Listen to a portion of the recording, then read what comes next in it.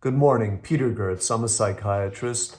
Nobody is better than you. No matter what happened in your life, no matter what you've been through, any kind of abuse, sexual, physical, emotional abuse, neglect, nobody's better than you. We all need to hear this and remind ourselves of this. And that is one really basic thing that can make our lives a lot easier if we realize that and consistently live that way. So one basic thing that can help if there's been abuse in our life or neglect, trauma, is to live our lives as if we chose all of our circumstances. And that, of course, is not necessarily a nice thing to think about. And of course, a baby didn't directly choose those circumstances. But if we do not live our lives as if we chose those circumstances, then we are liable to become people who feel like victims, unfortunately. So in my opinion, it's very important to do our best to live our lives as if we chose our circumstances. And some of us may believe that spiritually also, if we have spiritual beliefs. But even if you don't believe that spiritually, it really is important, in my opinion, to live your life as if you chose all of your circumstances, your parents, whatever happened with them, whether they were drug users, abusers, etc. And realize or live your life as if you chose all of those circumstances. And that way you'll avoid feeling like a victim. So that is a huge advantage than not to feel like a victim. Another thing that can put things in perspective, and it's no excuse, there's never any excuse for abuse, but one thing that can put things in perspective is to realize that in the vast majority of cases, if someone abuses someone else, the abuser themselves has been abused in the past. And it's no excuse, absolutely not, but it definitely can help someone who's been abused put things in perspective to realize, let's say, their father who sexually abused them was also sexually abused in his life. Again, no excuse. So that's another thing that can be helpful for our mindset and help us cope with any kind of trauma. Another thing that can help is to realize that who we are essentially is not physical, because all of the atoms in our bodies are exchanged, and everyday atoms are exchanged, and eventually all of the atoms in our bodies are totally different from the way they had been.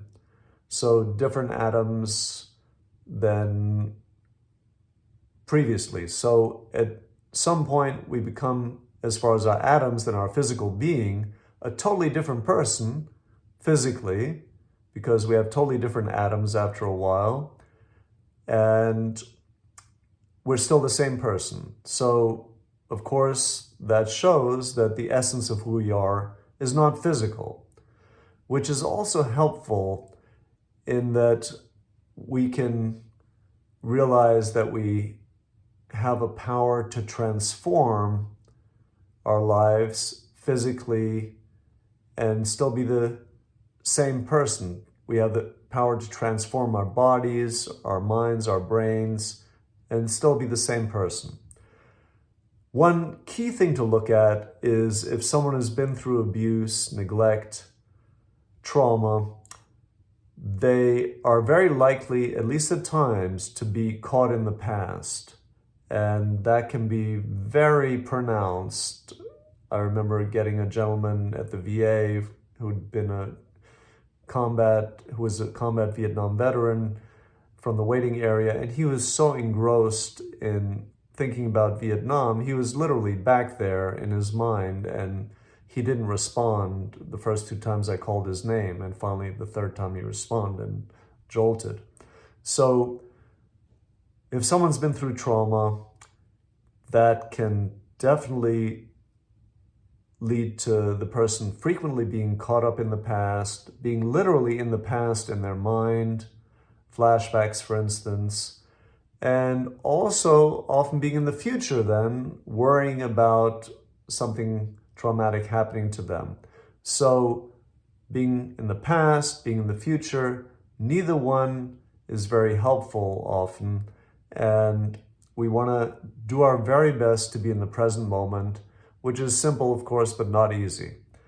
And that means we want to, as much as possible, get out of our head, be in the present moment. And things that can help with that are feeling our bodies. So being outside of our head, but in our physical body, feeling our breathing, focusing on our breathing. Yoga can help, Tai Chi can help. Immersing ourselves in activities that we love. If someone loves playing a music instrument, for instance, and gets very immersed in playing that instrument, that can get them out of their head, obviously, also. Psychotherapy can be enormously helpful in digesting and processing what happened, whatever traumatic events happened, in helping the person to feel better about themselves. Self-worth is often helped. In setting boundaries is another example where psychotherapy can be very helpful.